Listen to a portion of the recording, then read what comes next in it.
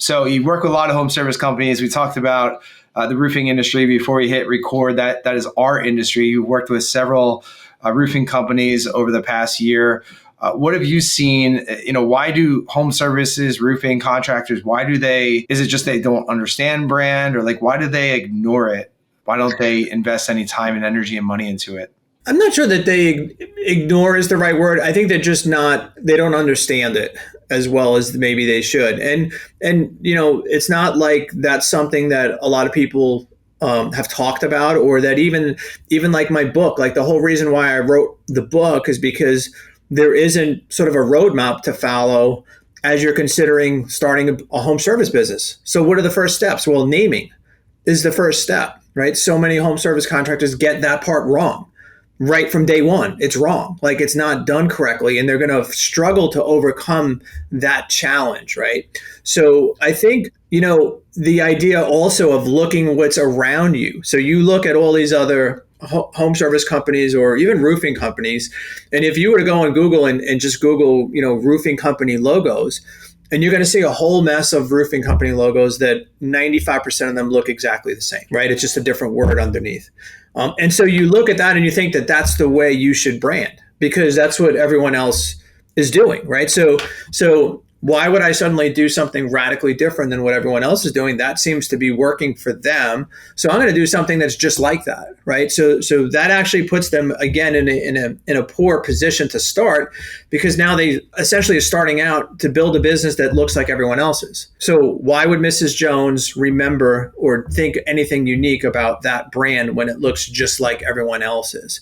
So getting into the mindset of that it's okay to be disruptive. It's okay to do something that feels a little bit different and outside the norm of what everyone else is doing, because ultimately that's how you build disruption. I mean, that's, again, the whole theory of purple cow is really related to the idea of doing something that feels different. If some people may not know the story of the purple cow and Seth's book, but if you were driving along the countryside, you saw cow after cow after cow, like the first cow you saw, you'd think that was cool. And then by the time you saw another 50 of them, they blend in. But then suddenly you saw a purple one. Oh my God, there's a purple cow out there. That's crazy, right? So think about branding in the same sense as what can you do as a company that is disruptive, that's unique, that's memorable, so that when the time comes for that homeowner to need service, they are literally typing in your name instead of roofing contractor near me or something like that. So that's, I want to say that's the theory, but it's not theory because it's been proven to work. So it's not really a theory. It's factual that's how you get sticky in the consumer's mind, is you do something that feels different. Yeah, for sure. We talk about it in my content. I talk about it in terms of generating leads through your brand, right? So people are, like I said, typing in your company's name, not just roofing contractor, air conditioning, or whatever it might be. And that makes a world of difference. And you touch on it in the book. I touch on it a lot in terms of you're able to command higher prices or price based on your value. Your closing rate is going to be higher. Can you go into that a little bit? Like when you have that brand dialed in, maybe the second and third order consequences, like positively, that people aren't thinking about in terms of, hey, more profit, happier team members, things like that. Absolutely. The idea of higher average tickets has been shown and proven again to be another benefit of the rebrand, because you have a lot of companies and they're struggling to try to get higher money or higher value for their work, and the homeowner doesn't see it. They don't understand why they should be charged more or why they're paying more with your company. And a lot of times that's because it's been not illustrated properly from the beginning. So whether they saw the truck, whether they hit the website, the guy showed up, wasn't in uniform, doesn't have all the right things, then the homeowner automatically doesn't believe that you should be a premium home service contractor. So people have to remember that the whole point of the branding is to help that consumer believe something about your company before you even get the chance to ring the doorbell. Right. So those are all those touch points we talked about on that sort of wheel analogy. Right. So when they saw the truck, when they went to the social media, when they read some of the reviews online about your brand, what did they think afterwards? Did they think, oh my God, this guy's going to be so cheap? Or did they think, wow, this company really has their act together. If I hire them, and they're more expensive, at least I'll know that they'll be around next year if something goes wrong, or at least I know I'll be treated fairly or honestly. And so helping her, and typically it's a woman who is making that purchasing decision, having the brand speak to her, and sort of make sure you address her fears. Well, what are the fears that she has about who she's choosing to work with? Well, she's worried that she might get ripped off.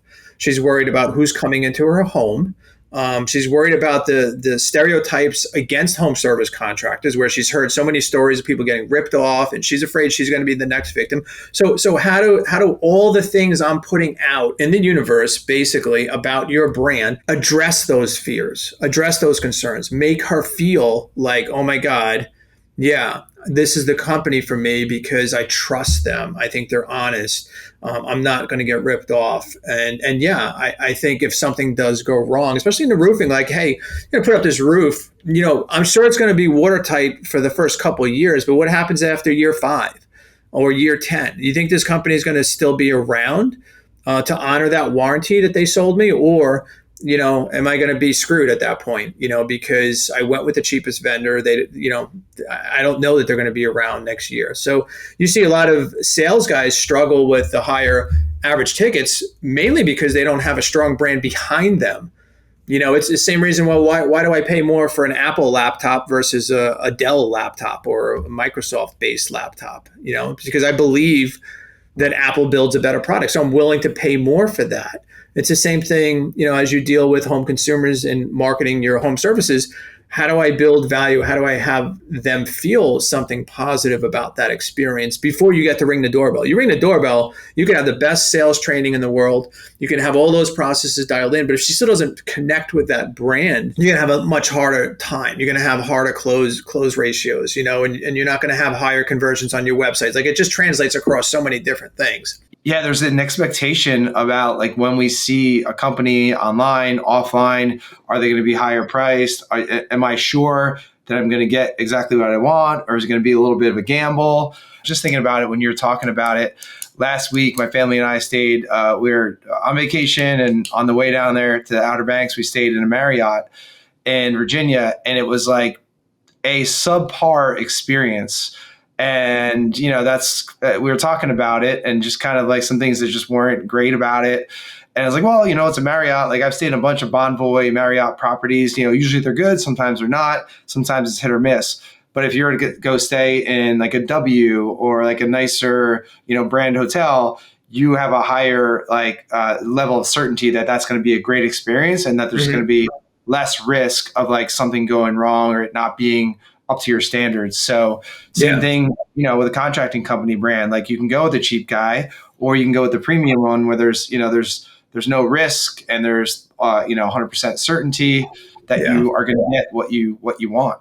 100%. And I think the saddest part too, if you think about it, is a lot of these companies, especially the ones that are following like best practices, they actually deliver a good service, right, for the homeowner. It's just, if you were to judge them on everything that they present to that home consumer, it's a bigger leap to get there, right? So wouldn't it be better if that homeowner already felt that you were a premium home service provider, instead of them learning about that after you actually get the job, if you're lucky enough to get the job in the first place?